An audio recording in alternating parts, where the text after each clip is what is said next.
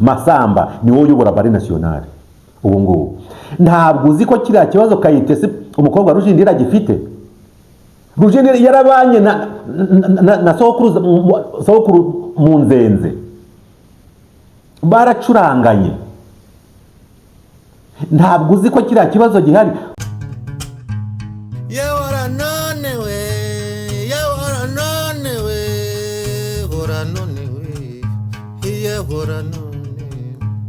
Chuma chenyundo ntanga bandi kwirahira, mutima wa butinya na ugize tereriyo yeganzaramba. Reka mbashimire mwese nshuti dusangira urubuga rwacu twese. Baramutse cyane nshuti nkunda bari hirya no hino ku isi, kandi mbashimira mbikuye ku mutima ko mutadutererana tukaba turi kumwe buri gihe. Kandi by'umwihariko inshuti zakadasohoka no kuvuga za nkoramutima zamaze gukanda kuri ka kazogera cyangwa se kuri ka kamenyetso kerekana ngo tubaye hamwe dusangiye urugendo. Ndabashima cyane rero, ndabashima. Kandi ikindi mbashimira nuko buriya umuntu ikigaragaza ko ari umuntu ni ibitekerezo. Buriya umuntu suko asa, suko aresha, ahubwo umuntu ni ikimurimo. Kuvuga ngo iyo muvuga, iyo mwanditse, iyo mugaragaza ibitekerezo byanyu, buriya mugaragaza ubumuntu bwanyu. Nicyo rero twageneye urubuga kugira ngo tujye turuhuriraho, tugaragaze ko turi abantu. Ubundi nicyo tugaragaze ko turi abantu, ariko twungurana ibitekerezo. Si ukuvuga ko hari marayika uri muri twebwe, ariko ibyo bigatuma abantu, ariyo mpamvu nkunda kubabwira ngo niba nta muziranenge muri twe tukaba duhuriye ku rubuga, ahubwo dushakisha ukuntu ininenge ziturimo zatuvamo. So guhangana rero. Ntabwo nza gutinda muri iki gitaramo, ntabwo nza gutinda cyane. Mwabonye ku nsanganyamatsiko, ngira ngo twongere tuganire cyane cyane iyo ukunda igihugu, buri gihe uhora ukirota, uhora wumva kikuri ku mutima, ukumva nta gatotsi kakibamo. Niyo mpamvu iteka iyo umuntu avuga igihugu ntabwo aba ari ukucyanga. Haba abandi bibwira ngo hari abantu bavuga igihugu, hari abantu batuka igihugu. Ibyo ubundi abo bantu biragaragara ko n'ibyo bintu twavuze ngo nta bumuntu bagira. Iyo uvuga ikintu ntabwo aba ari ukucyanga, ntabwo ikintu uhora uvuga, ahubwo haba hari icyo ushaka uko kimera, cyane cyane igihugu cyatubyaye. Nguko mwabibonye, ninde mwabantu mwe, by'umwihariko abanyarwanda, ninde muntu udaterwa impungenge no kuba mu gihugu witeguye ko perezida navaho ishyano rizaba? Ninde udafite izo mpungenge? Abanyumva hari abari mu bindi bihugu, muzi uko ibihugu bisimburana, ndavuga abayobozi babyo, abo bita abaperezida cyangwa se abami bo sinzi niba bikunda kubaho, ariko muzi uko basimburana bagahana imikono. Umwe akavuga ati aho wakosheje cyangwa se bitaragenze neza ngewe nzabikora. Ibyo murabizi no mu bihugu bikomeye, ndetse ni nayo mpamvu bahora bavuga bati ariko Afurika byagenze gute? Rwose umwe akabaho, akamuherekeza, akaba mu gihugu nta kibazo. Kuki twebwe atari ko bimeze? Kuki umuntu atabura gutekereza ikintu nk'icyo? Koko kuki igihugu cyacu kimeze gityo? Ngenda bivugira ngo igihugu cyacu cy'u Rwanda, kuki nta perezida uvaho neza? Ndagira ngo iki kintu niba mwumva icyo mvuga nta shingiro gifite, cyaba ari ikibazo. Kuki tuba mu gihugu twiteguye ko perezida navaho ishyano rizagwa? Sinzi niba hari umuntu udatekereza icyo kintu, kuko nta rugero rwiza dufite rw'uko hari perezida wavuyeho, ndavuga kuva repubulika yabaho mu Rwanda, ko hari perezida wavuyeho agahana umukono n'undi akavuga ati hari ibyo wakoze byiza, ariko ibyo utakoze ngewe nzagerageza cyangwa se nzabikora. Twe mu Rwanda ntabyo tuzi. Sinzi niba hari uwavuga ko mbeshye, ntabyo tuzi. ukibaza ngo iyo adapfuye arafungwa, ibyo turabizi bose. ubwo se uriho ikigaragaza ko bitazaba ni igiki? Kuko ingero turazifite, nta n'umwe wabayeho kuva repubulika yabaho. Nta mpungenge mufite, ndavuga cyane abanyarwanda, nta kibazo mufite kuko nta rugero rwiza dufite rwa perezida wavuyeho neza akaba hakicara mu gihugu ukabona aratuje aratunganye. Ntawe dufite. Tukanibaza ngo none se uyu we bizagenda gute? Aho na byose ko kandi hose ikihababarira ni abaturage, ikihagorerwa ni abaturage. Reka duhere ku kintu umuntu yavuga ko ari kugaya cyangwa se gutesha agaciro ibyo mugenzi wawe yakoze uri perezida mu gihugu. Bimaze iki? Ubuzi ko wowe uzakora iki? Niyo mpamvu iyo bageze ku butegetsi usanga bari gutoza abantu n'abayobozi, mushima ibyo nkora, mushima ibyo nkora kugira ngo bitaba nka bya bindi. Ngiyi impamvu ngaka gahato abaturage bajyaho kugira ngo bagire ngo wa wundi wavuyeho ntabwo yamukuriyeho ubusa cyangwa ntabwo yamwiciye ubusa. Bisobanuye iki? Kugaya, gutesha agaciro ibyo kubanjirije yakoze kuri perezida bimaze iki? Ibyo mvuga nibyo cyangwa ntabwo ari byo? Ibi mvuga ndababwira ngo meze nk'urukuragura, ibi muzabibona cyangwa mwarabibonye. Ndibuka FPR gifata ubutegetsi, oya ikiri mu ishyamba, bavuga ko ikintu bita umuganda ari agahato. Kinaga hato kuki bahatira abantu gukora umuganda. Ndetse badakigera mu Rwanda baravuze bati by'umuganda ntabwo bigomba kongera kubaho. Ndetse sinzi uwabihingukije bamwe turi kumwe ngo ibyo muzanye n'ibyaha bya Imana. Ariko ubu ngo nibo basigaye bajya no kubyigisha ahandi mu bindi bihugu ko umuganda ari mwiza. Ndibaza kandi mbabwire, ese kuki abayobozi b'igihugu cyacu cyane cyane u Rwanda ubundi kuki babona abanyarwanda ari nk'abantu batagira ubwenge? Bazi ko abaturage batareba. Ni ukuvuga ngo ntabwo abaturage bazi ingoma ya Habyarimana ko yabayeho, ko imihanda yakozwe. Ndizera ko inkotanyi zafashe ubutegetsi, kaburimbo, imihanda ya kaburimbo mu Rwanda yambukiranya igihugu cyose. Ibyo ntawe utabizi. Ariko ubu harakorwa umuhanda ngo ubuyobozi bwiza. Bivuga ngo bya bindi byaribagiranye. Kubera iki? Ariko nababwiye ikibitera ni iki?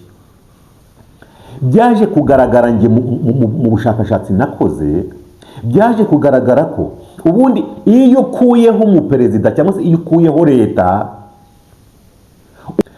ubwo uba ufite intego ebyiri: gusibanganya ibyiza byayo, no guhatira abantu kwerekana ko ari wowe mwiza. Ngo kuko umuco wo mu Rwanda cyangwa se w'Abanyafurika hafi ya hose uzabihasanga.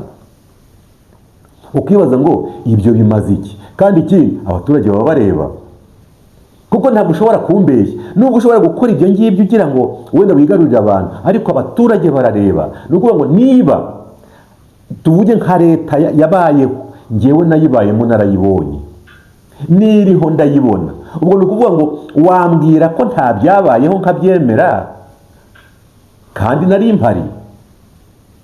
Ibi hari uburyo tuzagenda tubivuga ku kintu iyo akantu gato kabaye, kubera ko abantu benshi b'Abanyarwanda benshi hari abagiye baturuka hirya no hino mu bindi bihugu, bari barabaye impunzi. Abenshi ntabwo bari bazi ibyabaga mu Rwanda, ntabwo bari babizi.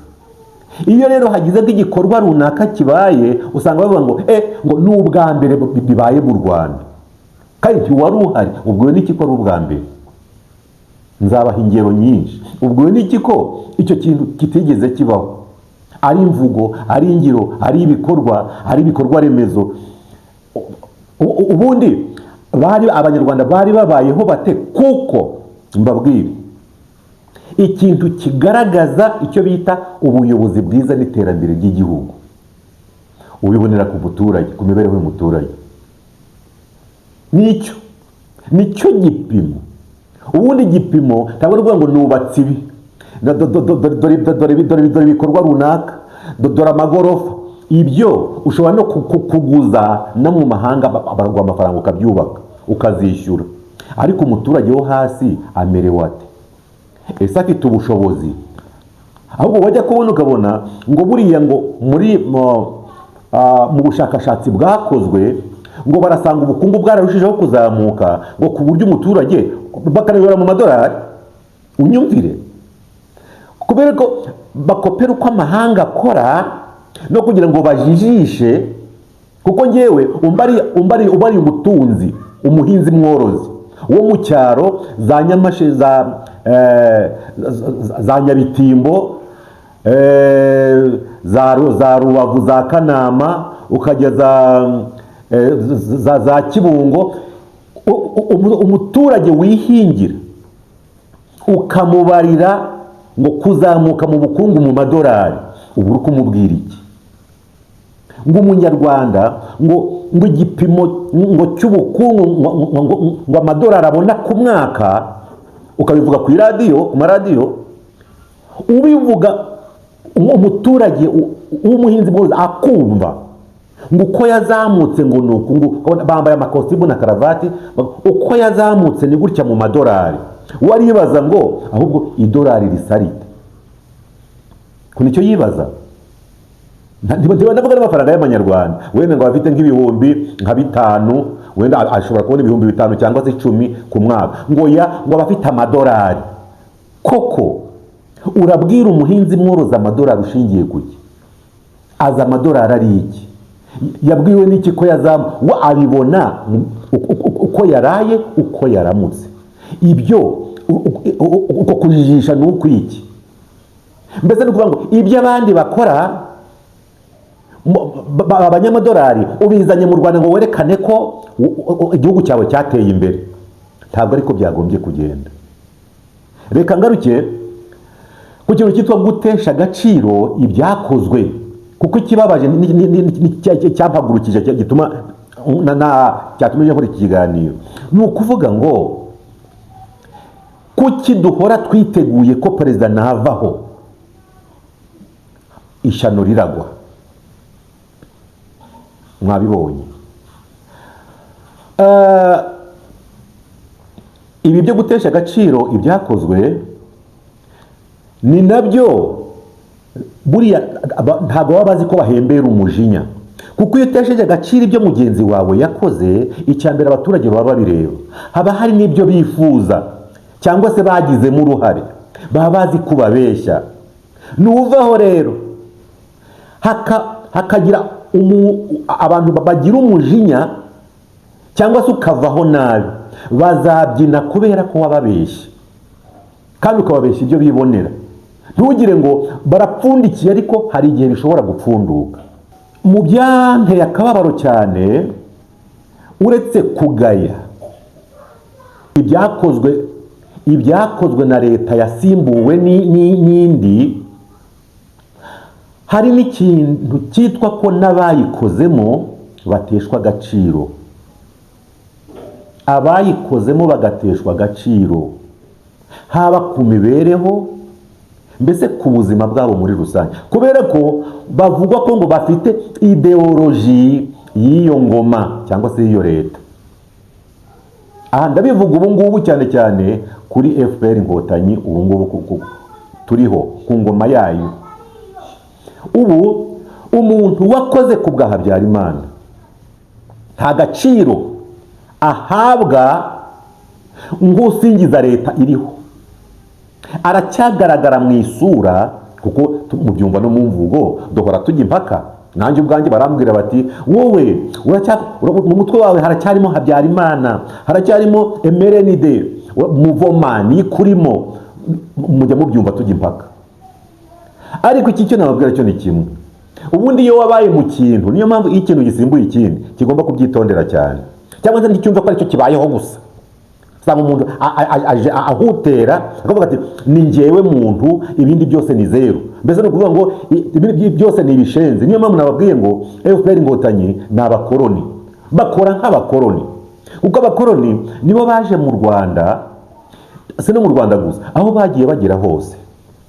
Ikintu cya mbere abakoroni bakoze, ko njye mbibonera mu muco wacu, basanze tuvuge nko mu muco duhagaze neza cyane mu myemerere, imihango yacu ari imihango ikomeye kandi iduhuza.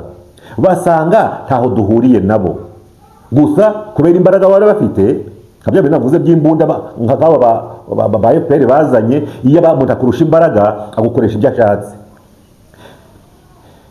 Abakoroni bavuze ko ibyacu, twakwemera kwacu, ko Imana yacu ari ibishenzi, ko ntacyo bimaze, ko ari umwanda, ko twemera ibyabo se ni iki?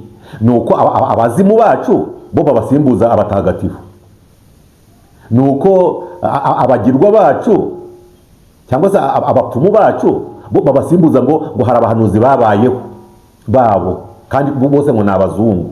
Mbese ko ari bo banyabwenge kurusha abandi, kandi ko dukurikiza ibyabo twanze dukunze. Mwumva ko cyari ikintu gikomeye cyane. Ubukoroni nuko iteka iyo umuntu ashaka gukuraho ibintu byawe mbikuye kuki, bikuye ngo niba leta ije ikavuga ngo kandi igihugu ni kimwe, reka mbere nko mu Rwanda, igihugu ni u Rwanda, twese tugomba gukorera u Rwanda, n'ababayeho bakoreye u Rwanda. Iyo uje ukavuga ngo ibya mwakoze mu Rwanda ntacyo bimaze, ni ibishenzi, nta utandukaniye na babakoroni. Ikindi sino ubundi igihugu gihoraho, nguko iyo leta yavuyeho nawe uzavaho. Byumvikane ngo nawe niko bazakugira, bazavuga ko nta cyiza wakoze. Noneho iyo ubeshyaho kiba ari ikibazo gikomeye.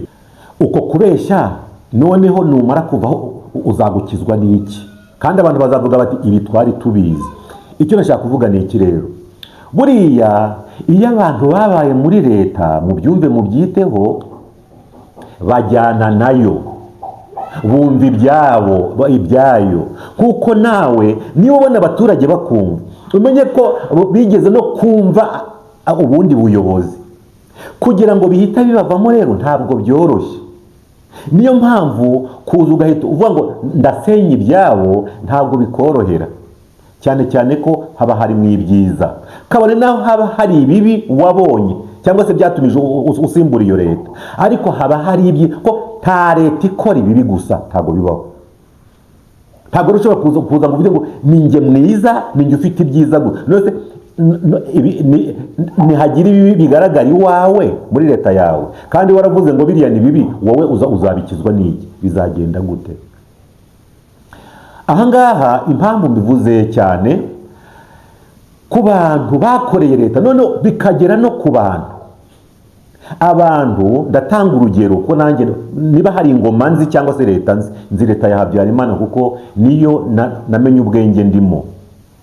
Nzi neza ko ntabwo yakoze ibyiza gusa, kandi nta leta ikora ibyiza gusa, kuko nta na leta ikora ibibi gusa. Ariko ikibabaje ni kimwe, mu byiza byakozwe kuri leta ya Habyarimana, ubu ngubu iyo bizanye ukavuga uti iki cyari cyiza, ntabwo cyemerwa. Kangere ku bantu, nta kiruta gukorera leta bikageza ubwo leta iguha umudari w'ishimwe, kuvuga ngo iba yatekereje. Ngubu ndatanga urugero, tumaze imyaka ku bwa FPR Inkotanyi 32 niho tugeze, FPR ifashe ubutegetsi. Ubundi leta ikiyiranga gikomeye cyane nuko imenya abakoze neza kandi bagashimwa. Buriya niyo mpamvu hagiye habaho icyo bita gutanga imidari y'ishimwe. Ndibuka kuri leta ya Habyarimana hari abantu benshi bahawe imidari y'ishimwe, ndetse hari byageraga ku myaka ingahe, hari imyaka bashiraho yuko abantu bakoze neza bakoreye igihugu neza bagomba guhabwa imidari y'ishimwe. Kubu ndategereje mvuga ngo, kuko ubu ngubu dufite babandi bita ngo ni intwari, ariko hari n'abandi bahabwa imidari y'ishimwe kugeza ubu. ntabwo ndabona umudari w'ishimwe w'abantu bita abahanzi. Niba hari abantu batera ibyishimo cyangwa se batuma igihugu kigira icyo bita ibyishimo, abaturage bakishima, bagaseka, bagasabana, ni abakinnyi, ni abahanzi. Ndetse bigatuma na politike y'igihugu cyangwa se n'abanyepolitike ubutumwa bwabo burushaho kumvikana bitewe n'uko bifashisha abahanzi. Ndashaka kuvuga iki rero? Kuri leta ya Habyarimana abahanzi bahawe imidari, gusa ndibutsa mu Rwanda ko buriya ababishinzwe, sinzi niba ubu ngubu babizi cyangwa se niba batabizi, ntabwo mbizi, ariko ubundi iyo utanze imidari nkunda kubibona ngo mu bantu barwanya urugamba, ibintu nk'ibi, ariko mu nzego zose z'igihugu haba hari abantu bagomba guhabwa ikimenyetso cyerekana ko bakoze ibyiza. Icyo biba bigamije aba ari iki? Nukuvuga ngo abantu babone ko urwo rwego ari urwego rufitiye igihugu akamaro, ko urimo wese ashobora gukora neza igihugu kikabaho, ko ntabwo igihugu kibaho ngo kibeshweho n'ingabo gusa, ntabwo abasirikare babeshaho igihugu gusa ngo dufite igisirikare gikomeye, ngo ntabwo umutekano, ngo nta kindi, ngo ibyo birahagije, nta wadutera. Ntibamenye ko hari umuhanzi utuma abaturage basusuruka bagakora bafite ibyishimo. Ntibamenye ko hari umuhinzi mworozi wakoze ikintu cy'ubuhinzi, nuko n'ubu ngubu basa naho bari kubisenya, kandi akaba intangarugero mu guteza imbere umusaruro w'igihugu, agahabwa umudari. No mu zindi nzego, mu buvuzi, mu ikoranabuhanga, mu butabera, hose hakagaragara muri izo nzego abantu bashimwa, kandi bikagaragara bagahabwa umudari, atari wa wundi wo kwambara gusa, n'ishimwe, kugira ngo abantu babonereho bakore neza. Mu Rwanda rero wagira ngo uwaturoze ntiyakarabye. Reka mbabwire nk'ikintu cyabaye, muribuka umuhanzi witwaga Rujindiri Bernard. Rujindiri Bernard yambitswe umudari w'ishimwe na leta ya Habyarimana. Gusa urupfu rwe ari nacyo wenda mu kanya ngiye kubereka aka video nabonye, ndashima cyane uriya mugabo witwa Rutanga rw'amaboko, yagiye kubasura, ko namukurikiye cyane, ariko umukobwa wa Rujindiri aratabaza. Ariko njya kuvuga ni iki? Ndashaka kuvuga ngo kuki leta y'u Rwanda, u Rwanda rurambabaza cyane. Leta igira abayobozi, igira abakozi batekerereza abaturage, bigenda bite? Ubundi bigeraho umuturage barango babita ngo nabasigajwe inyuma n'amateka. Ubundi kuki mubita mutyo? Kuko hari abahutu, hari abatwa, hari abatutsi. Kuki mutabita amazina yabo ngo abantu babumve mu mazina yabo? Kuko ni abatwa. Abatwa ni ukuvuga ngo mu kiganiro naraye nkoze kuri channel yitwa Inararibonye y'Inyangamugayo TV, mujye muyireba, harimo ibirangamuco byinshi, harimo ikintu bita ko no mu muterekero w'Abanyarwanda, no mu muterekero w'Abanyarwanda, ndavuga icyaremye u Rwanda kugira ngo u Rwanda rubeho, abaturage babeho, guterekera ngo n'abazimu babo baseke bagororoke, nuko habaga icyo bita gutanga inka y'abakobwa, ihene y'abahungu, gusegura yanka, n'intama y'abahetsi, kubera ko abatwa bakunda intama cyane, kugira ngo bose bishimane, buri wese akabona ibye. Ariko bishoboka bite ko wajya kubona ukabona ngo hategetse abatutsi, abahutu bararenganye, abatwa bararenganye, hategetse abahutu, abatutsi barahunze, abatwa babuze uko babigenza. U Rwanda rwavumwe nande? Icyo ni ikintu gikomeye cyane.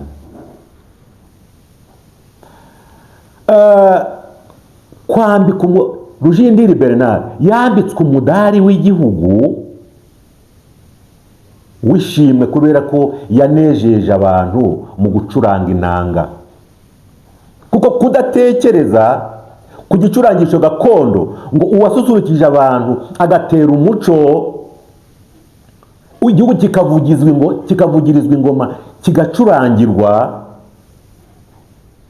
kikaramya gakondo y'abanyarwanda, ukajya gushima ngo hari umusirikare warwanye ku rugamba ukibagirwa wa munyamuco, ni ikibazo gikomeye.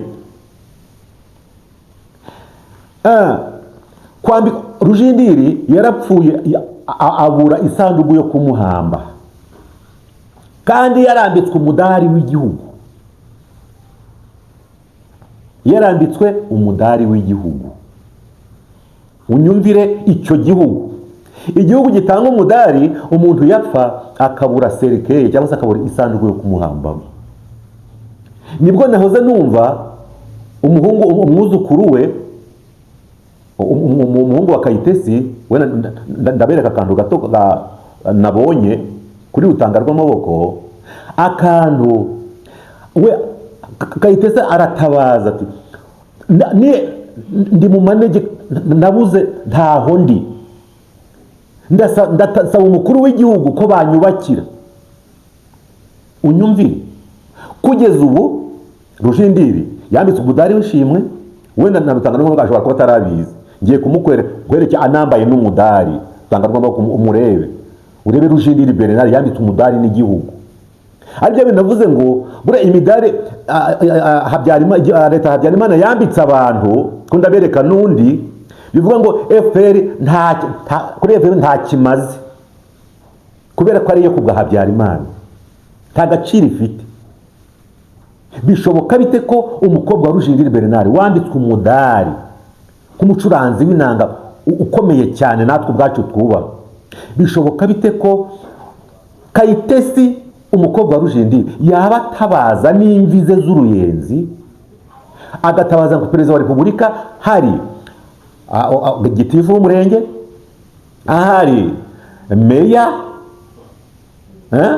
hariya ku Mugina, ahari abaminisita, hari ku buryo avuga ngo perezida wa repubulika nantabare nabuze ahomba. Ndetse aranavuga ngo niguriye, ngo muzamubwire ko ikibanza cyo nakiguriye. Mwumve, yakoze uko ashoboye muri iyi myaka yose FPR imaze, ngo yakoze uko ashoboye. Ni umutwakazi. Bivuga ngo we kandi buri gihe bamutumaho kuza kubabyinira,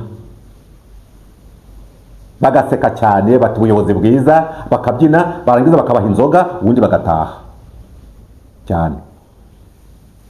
Nyumvi ari mu manegeka aratabaza,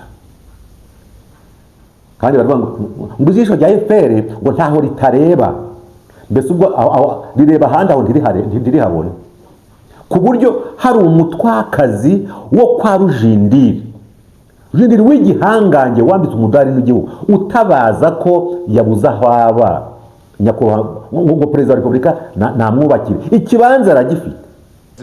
Umukuru ubereye mu ruharo ntanzu gira ndi mu manegeka terefiriya ntiwajuka buraho unyura, mumubwire ko nanjye Kayitesi mwene Rujindiri yacuranze inkotanyi zikaba zaratsinze, nanjye ngomba kubona homba, nta kindi ngomba kubona homba. Ndi mwene Rujindiri, ndacyari mu manegeka, birababaje. mwene Rujindiri Kayitesi na Sitaziya aracyari mu manegeka. Ubu aho turi siwe bwite kuko ntitwabashije kuhagera, kubera ko ari mu manegeka, n'umuhanda waracitse. Ubwo umutware wa Kamonyi Ndahayo nabo bafatanije ubu butumwa burabageraho, niba ari umuganda, niba ari iki, uwo muhanda ugakorwa. Ikibanza yarakibonye buze bumwubakire. Icyabura ni ikibanza nakibonye, icyo abura ni inyubako ni ukubaka ikibanza narakibonye naragisabye ndakibona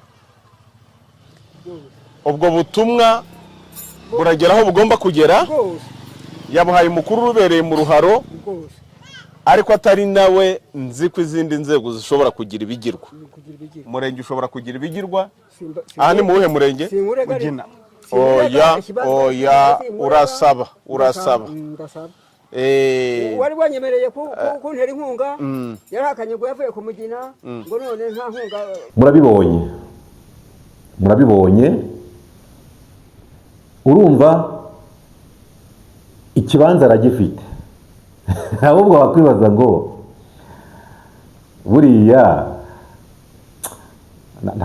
ni ibintu biteye agahinda cyane ahubwo nkibaza ngubu ko abantu bavuga ngo turavuga ngubu perezida nzi ko perezida wa repubulika kuki se iyo umuvuze nabi ujya kubona ukabona mukurikirana iyi video yari yo kwa Rutanga rw'Amaboko TV murabona narabibabwiye murabona Rutanga rw'Amaboko yagiye gukora ikiganiro atanga ikiganiro abantu benshi baraza muranahabona abantu bigaragara ko hari ikindi baje kureba narabibabwiye ariko narabibabwiye ngo ntabwo mu Rwanda ushobora kugenda ngo utereke mikoro hariya utumire umuntu muganire umara iminota 15 20 30 nta muntu wa FPR Inkotanyi uhageze ngo azarebe ibyo muri gukora bishoboka tutabizi cyane kubera ko mbizi hari kurusha abandi ko niko kazi nakoze kazi kanya nta biro nagize ibiro byanjye n'abaturage buri abanyarwanda ndabazi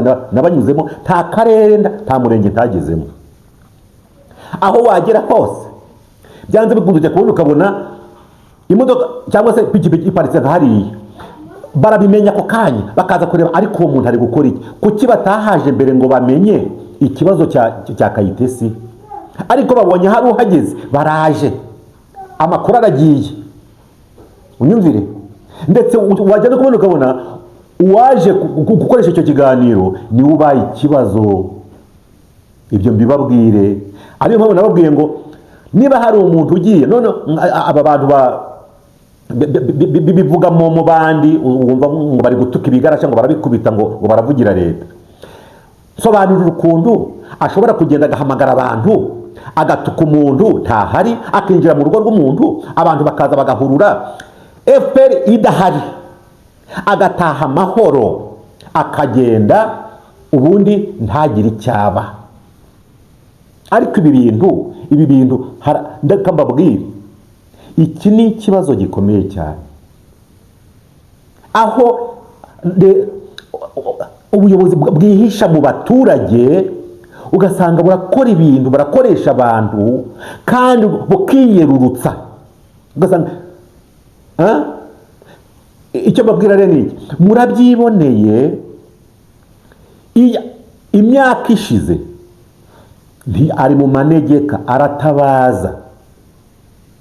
aratabaza dore nguyu Rujindiri ni uyu nise mugiye kumubona hano aracuranga inanga muramubona ari kumwe na muramu we witwaga Semahe iyo bacuranga imitoma yeyangawe kakajwi ko hejuru imitoma yenyonga mwumva akajwi karego yeyangawe umwakira n'uyu nguyu mubona bicaranye ni muramu we yitwaga Semahe intore ikomeye cyane uyu niwe Rujindiri Bernard niwe se wa Kayitesi uyu utabaza ati niguriye ikibanza none mubwire perezida anyubakire ubwo no kuvuga ngo abandi sinzi uko byagenze kandi ababyinira buri munsi reka noneho iyi foto rero mberetseyo iyi ngiyi urabona ko niwe noneho na wa mudari w'ishimwe yahawe n'u Rwanda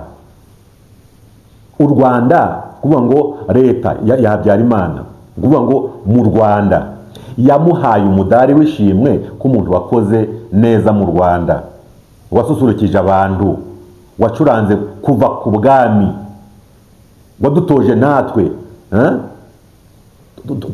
twamutoye umugendo ducuranga inanga, yatugiriye akamaro cyane, ni uyu nguyu. Aha, rwose ndagira ngo mumfashe cyangwa se namwe murebe, bishoboka bite ko mu Rwanda baba bagifite ubuyobozi, n'uwacukuye umusarane ngo ubuyobozi bwiza.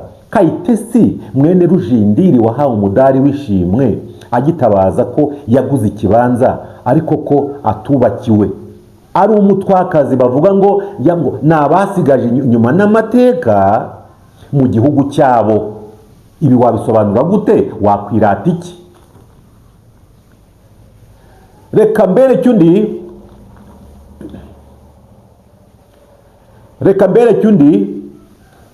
undi nanone nasuye umuntu ukomeye cyane, dore nguyu n'umudari we wishimwe nanone igihugu cyamuhaye. Uyu muramubona, umudari we wishimwe arawambaye, yitwa Bwanakweli Nasani, nawe yaritahiye. Bwanakweli ndibuka ko twigeze kujya kumusura ahantu bita ku Kabyondo, hariya muri Gitarama, muri Muhanga, hahoze ari Gitarama ku Kabyondo. Ndibuka ko nari kumwe n'umuntu witwa Kalisa Rugano. Urabyibuka, twarajyanye cyane ku Kabyondo, baranatubyinira, batwakira neza cyane. Ariko icyo nshaka kuvuga ni kimwe, bya bindi nahoze mbabwira, Bwanakweli nawe yapfuye nk'uko Rujindiri yapfuye, kandi ni vuba ahangaha cyane. Ni umwe mu bantu we yaravuga ati nge nakukumbye isi mu rukerereza. Yagiye mu bihugu byinshi cyane, 20 sinibuka neza uko yabitubwiye umubare, kuko yaravuga ati nge nakukumbye isi, agiye kwerekana umuco w'u Rwanda. Uyu Bwanakweli Nasani avuze ikondera, murabona ko yahawe umudari w'ishimwe. Bwanakweli, ndibuka impamvu z'ibi ngibi mfite n'agahinda cyane. Rugano muzamubaze, twari kumwe, yatubwiye ko hari ministre wa FPR Inkotanyi n'ungu, ndetse amaze iminsi anayobora muri FPR Inkotanyi, wamuhaye inka. Mubaze Kalisa ari buze kubibabwira. Ati ministre yampaye inka ariko ntiyatashe. Yarabitubwiye Bwanakweli, yapfuye atayibonye. Ministre amubeshya inka. N'ubu ni umuyobozi ukomeye muri FPR Inkotanyi, kubeshya Bwanakweli inka. Bwanakweli ni umutwa umwe wagiye kwigisha amakondera mu Burundi atumwe n'u Rwanda. Yari umuhanga cyane, niwe wavuzaga ikondera rikomeye cyane bitaga umurangi. Kuvuga ngo amakondera, ntabwo abantu bose ari abahanga mu makondera, kuko amakondera aranyuranye, bitewe no kuvuga ngo hari ikondera ritera, hari n'ayikiriza. Kuko hari umurangi, hari icyo bita ikanka mu kwikiriza, hari icyo bita urugunda, hari n'icyo bita incuragane. We rero yacurangaga umurangi, ariko yose akayacuranga akanayigisha. Niwe wari uzi amakondera yose no kuyigisha mu Rwanda. Sinzi niba ubu ngubu hari umuntu wabikora. Bwanakweli Nasani n'uyu nguyu mubonye rero, nawe yarapfuye ngo barahamagara. Nge naribwirwaga n'umwuzukuru we twari kumwe duhuriye hari i Masaka w'umuhungu, aravuga ati kumuhamba byaratugoye, nibyo nka byo kubura serikeye nyine isanzwe yo kumuhamba. Tunahamagara i Kigali ngo baje nyuma basanga Bwanakweli bamuhambye. Ubwo iyo mbaza umuntu wakoreye bare national, icyo bita urukerereza, adakorere ubundi wakoze gukorera igihugu cy'u Rwanda neza, koze ngo bimaze iki? Ni ugukorera Imana. Impamvu mbivuga nuko nanjye ubwanjye ndabyibaza, kandi nakunze kubivuga ngo ariko kuki umuntu aba yarakoze ibikomeye cyane agakorera u Rwanda neza, wajya kubona ukabona nk'ubu ngubu ngenda kunze kubivuga nti ukabona ubu hari abantu bagihembwa amafaranga ya pansi y'ibihumbi 15 cyangwa 20 cyangwa 30. Impamvu ndetse murayumva cyane, bakoze kera ariko nta gaciro bafite kuko atari inkotanyi. Ubwo se kamaze mu Masamba uzi ko so yari inshuti yanjye cyane, Sendora Atanazi, twarabanye cyane mu Rukari dushiraho urukerereza rwa mbere.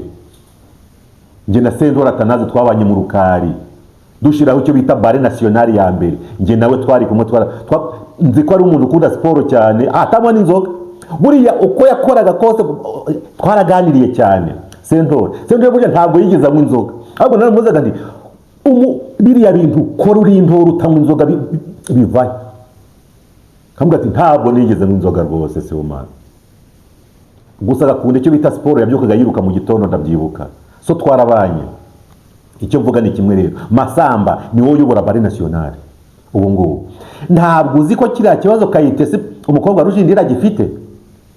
Rujindira yarabanye na sokuru mu Nzenze, baracuranganye.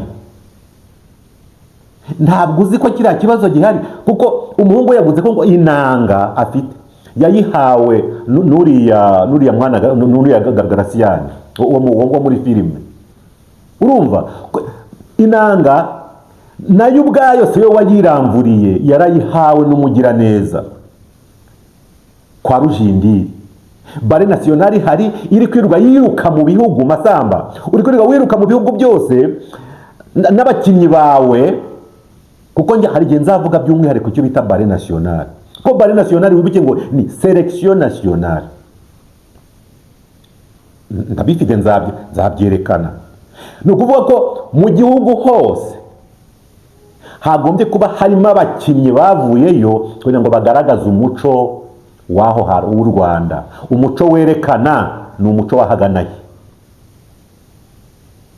Ntabwo uzi ko Masamba mwana wacu, ntabwo uzi ko Kayitesi kiriya kibazo cyari gihari. Ubu uraryama ugasinzira, ari mu manekeka bigeze batabaza perezida wa Repubulika. Uzi ko Rujindi nawe yazengurutse amahanga yerekana umuco w'u Rwanda muri bare nationale. Singubwira wenyine ko bashinzwe umuco, ngo hari abantu bashinzwe umuco mu Rwanda, hari na Minisiteri y'Umuco nayo irahari, irimo umuco mu Rwanda nayo irahari, dore umuyobozi wayo. Ubu abanyamuco cyangwa se abafite ibibazo bakoreye igihugu muri kugira ngo bagaragaze umuco w'u Rwanda umenyekane mu mahanga, ndetse tukaba ba mbere ku isi. Muzi aho bari, muzi uko bamerewe, ariko murahembwa ku kwezi. Igihe ndibaza mu biro byanyu harimo iki? Gahunda yanyu ni yo guteza imbere umuco mu Rwanda ni iyihe? Ko ntacyo murakora ngo tubone ngo ubu bikageza ubwo Perezida Kagame ari uvuga ngo mwigishe n'ikinyarwanda, mu bugi Kinyarwanda neza. Abashinzwe umuco bahari, bahembwa buri kwe, bafite amamodoka rwose. Koko ibi rero nk'umunyarwanda w'umunyamuco nanone ntabwo naryama ngo nsinzire mukimeze mutyo. Niba ari uko ubwo ni ubusambo. Nuko igisambo ni ikintu kigera kigafata ibintu ntacyo cyakoze. Ni igisambo nuko byitwa, yabo mbita ibisambo. Ku buryo abantu barengana barakoze, abatagira icyo bakora akaba ari bo barya bagahaga bakamena.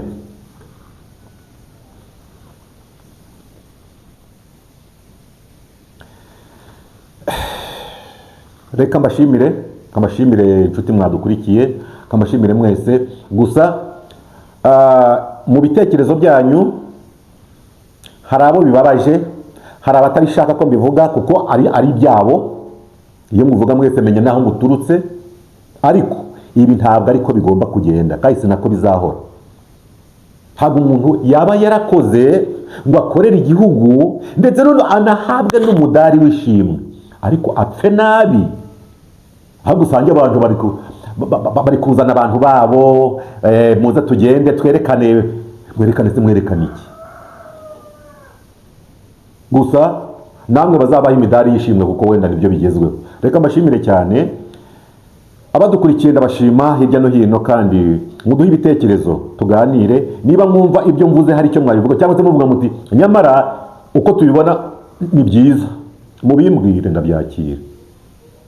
Naho kuvuga ngo ibyo mvuze si byo, ndabivuze nyine kuko njye mbizi, nabibayemo. Ntabwo igihugu wakigira uko wishakiye, ntabwo ari icyawe gusa, ntabwo ari icya nyoko, ntabwo ari nyoko wakiguhaye, ntabwo ari so. Igihugu ni icy'abanyarwanda, si umwihariko, si agasozi ka so na nyoko, ni icy'abanyarwanda, baba bari mu Rwanda, baba abari hanze. Ni ukuvuga ngo u Rwanda ni urwabo uko byagenda kose, ni urwita urwabo, cyangwa ukireshashanya narwo, uzabona ishyano. Uretse nawe bizagira n'ingaruka ku bazagukomokaho, kuko nta murage mwiza uzasiga, ahubwo uzasiga umugani. Nicyo kubwiye. Kambashimire cyane, nkunda kuvuga ngo ntimukagubwe nabi. Murakoze cyane.